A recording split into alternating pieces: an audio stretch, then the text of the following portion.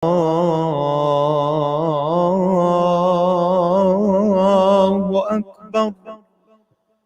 أشهد أن لا إله إلا الله.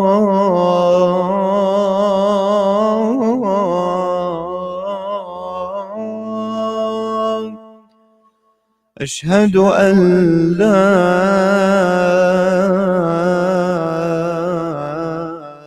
إله إلا الله. أشهد أن محمدًا رسول الله.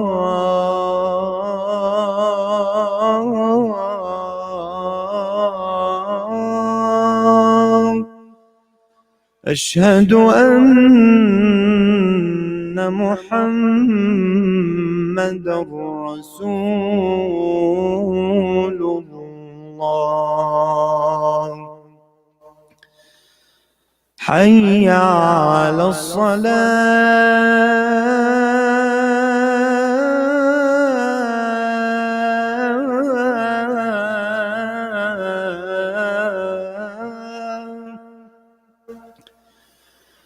حي على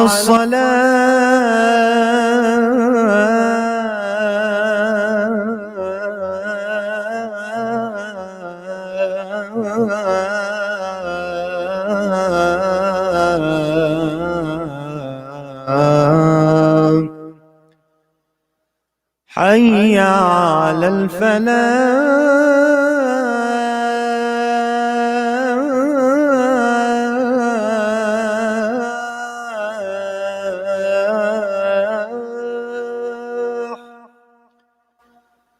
حي على الفلاح.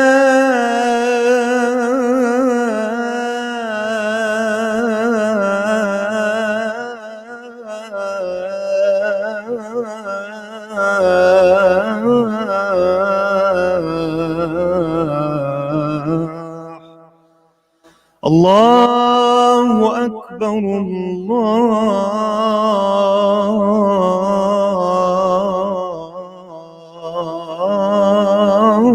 الله أكبر. لا إله إلا الله.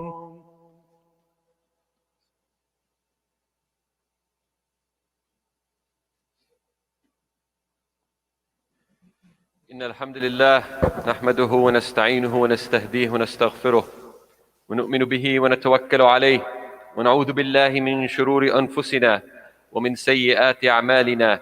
من يهده الله فهو المهتد ومن يضلل فلن تجد له وليا مرشدا. ونشهد أن لا إله إلا الله وحده لا شريك له، له الملك وله الحمد، يحيي ويميت وهو على كل شيء قدير.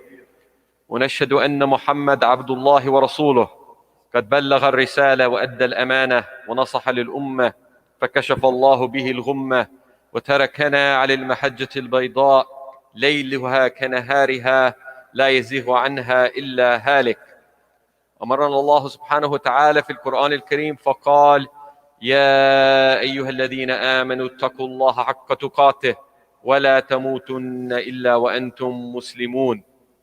We all bear witness and testify that nothing in this world is worthy of complete submission and obedience except Allah subhanahu wa ta'ala. We bear witness and testify that Allah is one with no partners and no sons. And we bear witness and testify that Sayyidina Muhammad sallallahu alayhi wasallam was sent as a messenger to all of the worlds, sent as a seal of the prophets, sent as a rahmatan lil alameen, a mercy to all of the worlds. Allah subhanahu wa ta'ala in numerous ayahs of the Quran ordered us to have piety in Allah, have taqwa. He said, O you who believe, have true piety in Allah and do not die except that you're in a state of submission, in a state of Islam to Allah subhanahu wa ta'ala. During Ramadan, we try to achieve many goals. And it's a kind of like a reset, throughout the whole year. We get very distracted by this dunya.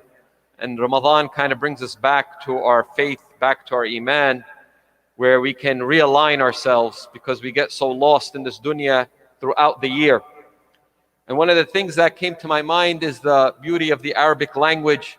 And when we really contemplate the meanings, how they have deeper meanings, and these meanings that we read in the Quran are not just meant to read the Quran just to get the blessings and get the reward, but something not only to act upon, but to also live by, and it becomes part of your DNA. Allah subhanahu wa ta'ala says in the Quran, كُنْتُمْ خَيْرَ أُمَّةٍ أُخْرِجَتْ لِلنَّاسِ تَأْمُرُونَ بِالْمَعْرُوفِ وَتَنْهَوْنَ عَنِ الْمُنْكَرِ وَتُؤْمِنُونَ بِاللَّهِ.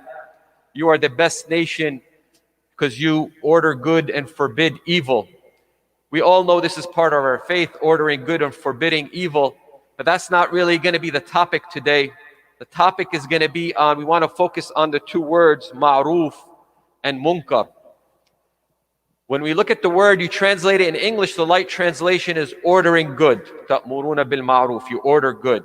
But if we take a deeper meaning, al-ma'ruf is something that is known.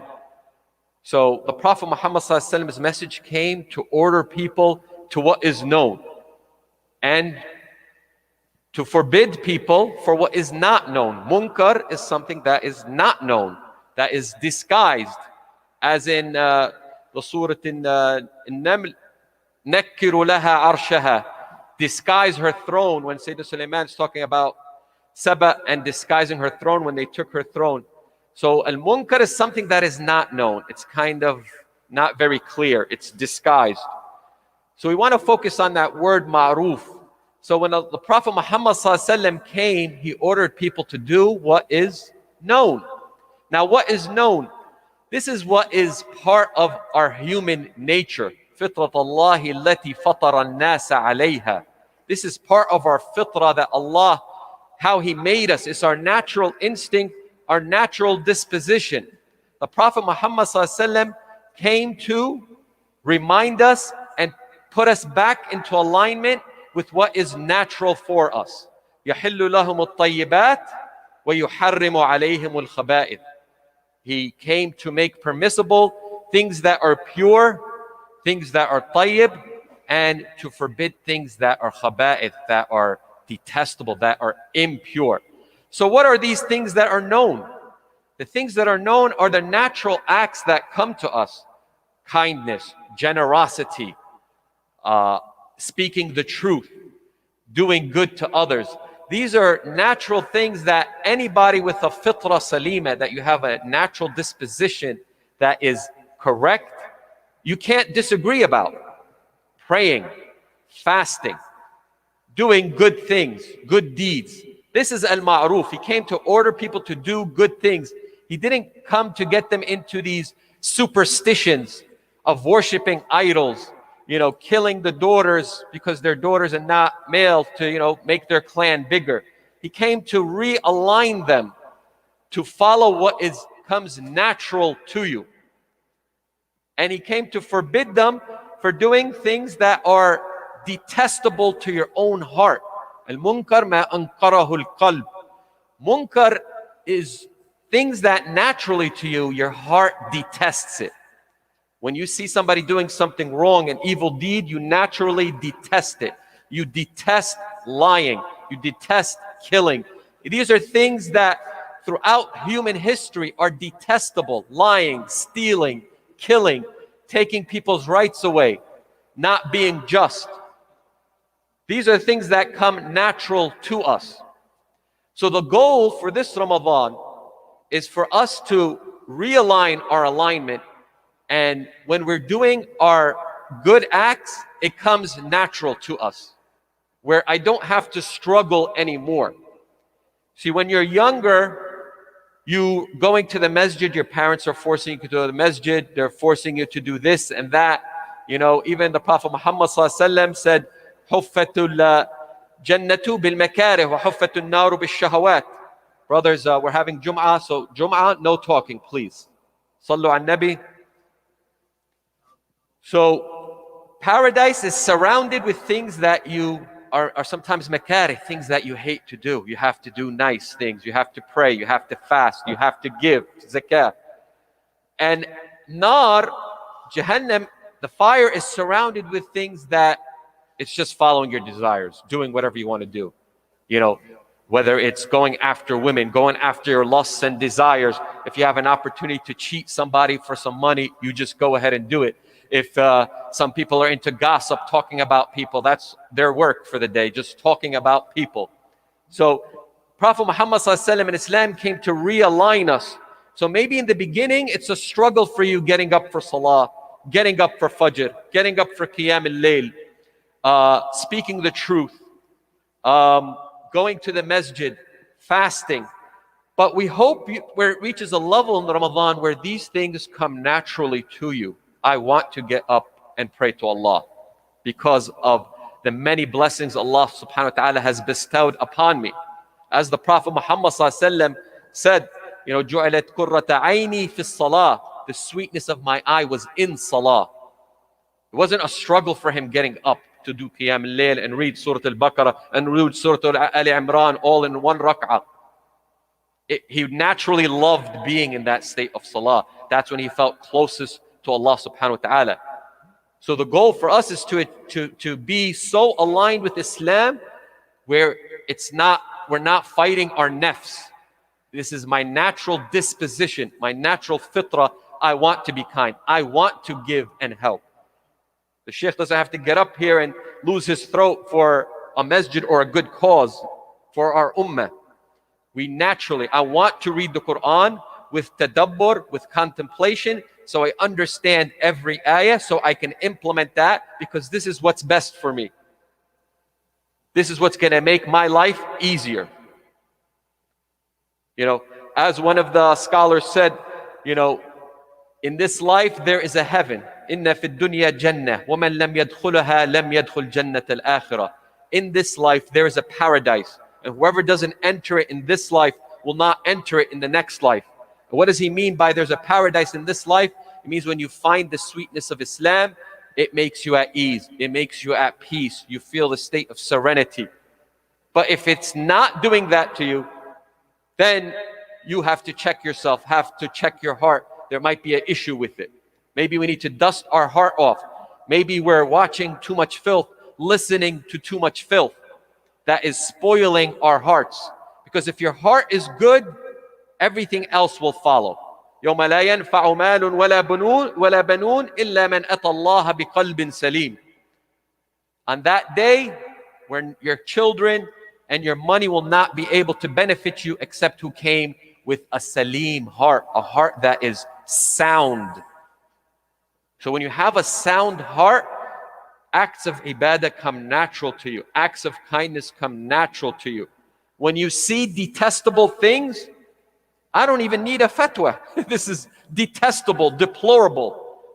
It's good to get the fatwa, but sometimes you just look at it in a common sense, you just detest it. Whether it's a cultural, tribal wedding, mixed men and women dancing, jumping up and down, whether it's spending hours and hours sitting on a coffee shop, you don't want to be wasting your life on useless things. You're inclined, your nafs is pulling you to do righteous things. When I sing that show that has filth on it, I don't want to watch it anymore. I shut it off or whatever. So that should be one of our goals in Ramadan, is to align ourselves with our fitrah, our natural fitrah. And it's not a struggle anymore to do the righteous deeds. And it's as well not a struggle to stay away from munkar, to stay away from forbidden things. In all acts of life, sometimes we talk about it as in just, coming to the masjid and just fasting, just hajj. No, this is a way I interact with people. Treat people with kindness, with respect. I'm silat al-rahim, my ties of kinship. I'm calling out to them. I'm reaching out to them. It comes naturally. And you see those people. You know those people that are naturally good-hearted people. The second you give your salams to them, you feel their presence. You feel their righteousness. You feel like you know them already. Your hearts are connected. So that's what you want to work on the inside. But what you find is sometimes society around us is constantly pushing us away from that. Pushing you away from using your head. In New Jersey now, they're making it legal for marijuana to be legal for recreational. Before it was therapeutic. Now it's recreational. So they're constantly trying to get you away from consciousness. Alcohol, why is it prohibited? Because it makes you lose your consciousness, makes you lose your brain. You're not fully cognitive. Islam came to protect that brain, to make you fully functional. Islam wants you to be fully functional, using your head at all times. We don't need a magic pill or this, or that to make you feel better. Islam makes me feel better. Praying 2 rak'at to Allah subhanahu wa ta'ala makes me feel better. Putting on a YouTube video where there's a scholar and I can increase myself in knowledge and raise myself in the ranks, this is enjoyable to me. It's not boring. It's not, I'd rather be somewhere else right now, watching a movie or doing this or doing that. No, I naturally want to benefit myself and increase my knowledge, because when you increase your knowledge, that's how you can grow. And that's how you find all the solutions to all of your problems are right here in this Quran. It's a shifa, it's a healer. So that's what we want to come to us naturally, without having to fight your nafs all the time. If you could achieve that goal in Ramadan, I think that would be a great goal for you, to be walking on this earth in a state of your fitrah is naturally aligned with this religion of Islam. And it's not a struggle anymore. You like to sit, you like to stand in salah. I like to fast, where I'm not distracted all year long by running around. I'm fasting, I'm not eating, drinking, intimacy, focused on my mission, focused on Allah subhanahu wa ta'ala. And that's why you see a lot of ayahs in the Quran is always talking about dhikr, right? Dhikr, reminding. And that's why even knowledge, when you get that knowledge and you're putting time into getting knowledge, whether it's coming to lectures, whether you're in a halaqah, whether you're putting on a good scholar, listening to something beneficial to yourself, when you get that knowledge, it's like, wow, it's almost like I knew it already. It makes so much sense. So that's why it's always like dhikr. It's almost like it was part of our innate nature, right? That's why even in the Quran, Allah subhanahu wa ta'ala, when He's telling us we're going to go back to paradise, back, as if we were there already. We're going back to our Lord subhanahu wa ta'ala. That's what Allah created us for. This dunya is a temporary stay. So hopefully Ramadan reminds us of our ultimate goal. وَقُولُوا قَوْلِ هَذَا وَاسْتَغْفِرُ اللَّهَ وَلَكُمْ.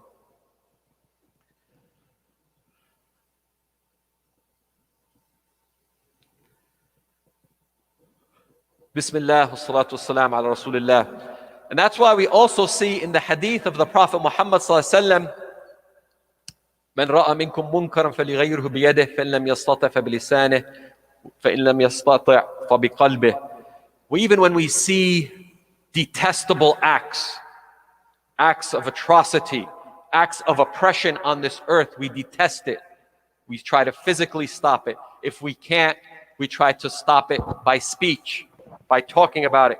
And if we can't, at least in your heart, you change it. And that's the one I want to focus on, because that's the topic today. At least in your heart, you detest these acts.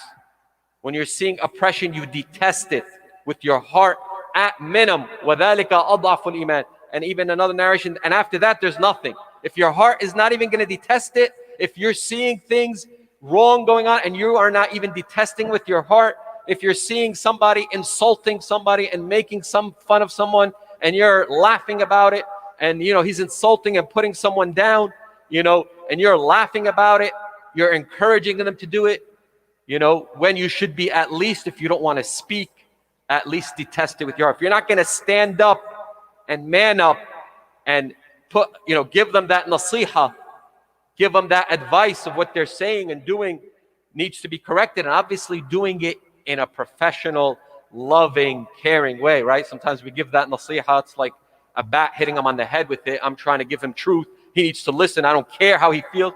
No. Give them the deen in the best professional manner. But the worst, at the least, is detesting these acts with your heart. That way you know at least there's something in your heart, that there's something still there that's moving. If you're afraid to stop it physically or even speaking about it. But if there is not even in your heart, then that's where you have to really check your heart. Come more to the masajid, listen to more lectures, get back on your religion more. So this was just a reminder for myself and my brothers and sisters to just hopefully we could achieve that state where it's not a struggle anymore. Our natural disposition is ordering what is known and forbidding what is not known. If we could reach that level, that would be a good achievement this Ramadan, and then we carry that out through Ramadan. We ask Allah subhanahu wa ta'ala to forgive all of our shortcomings and sins. We ask Allah to grant us sincerity in everything that we say and do.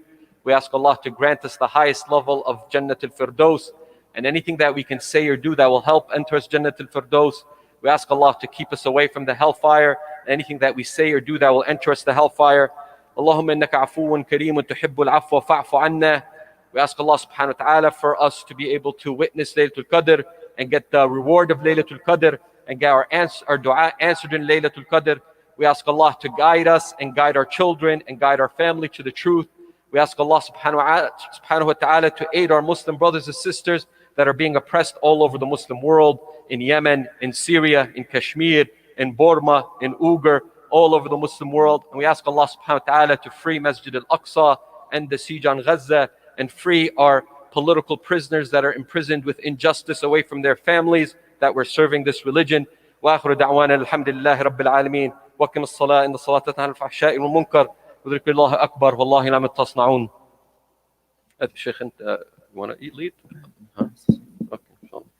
الله أكبر الله أكبر أشهد أن لا إله إلا الله أشهد أن محمدا رسول الله حي على الصلاة حي على الفلاح قد قامت الصلاة قد قامت الصلاة الله أكبر الله أكبر لا إله إلا الله.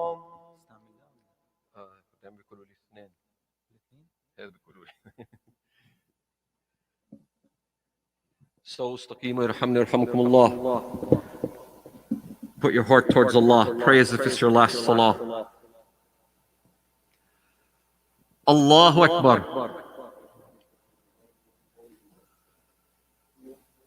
بسم الله الرحمن الرحيم الحمد لله رب العالمين الرحمن الرحيم مالك يوم الدين إياك نعبد وإياك نستعين اهدنا الصراط المستقيم صراط الذين أنعمت عليهم غير المغضوب عليهم ولا الضالين.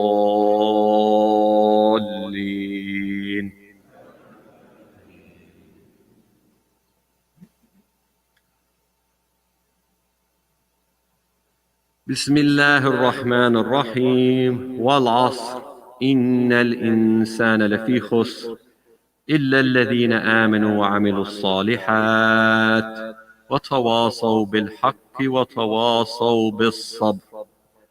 الله أكبر.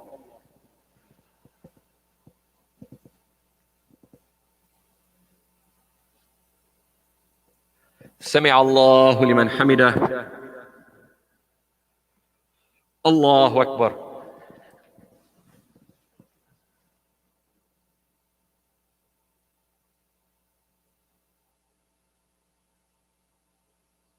الله أكبر. الله أكبر.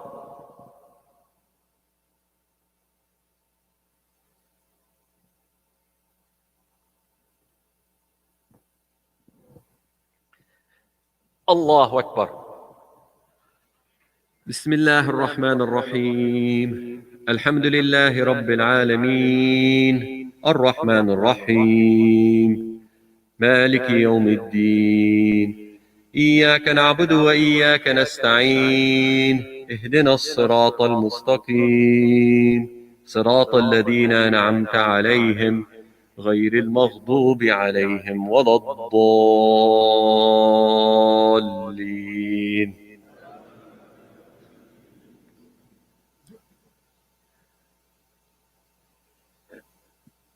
بسم الله الرحمن الرحيم. إذا جاء نصر الله والفتح ورأيت الناس يدخلون في دين الله أفواجا فسبح بحمد ربك واستغفره إنه كان توابا.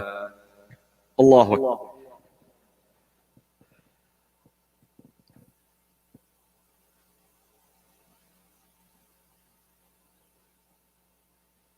سمع الله لمن حمده. الله أكبر.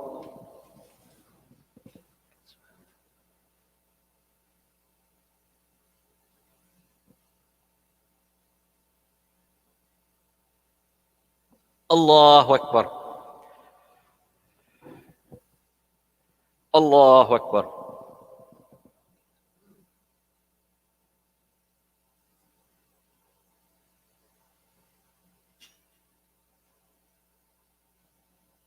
الله أكبر.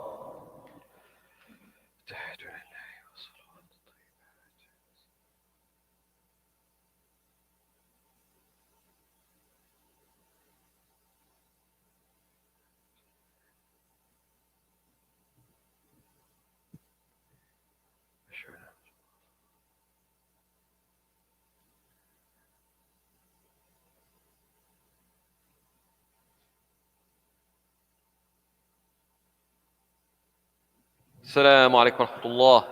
السلام عليكم ورحمة الله.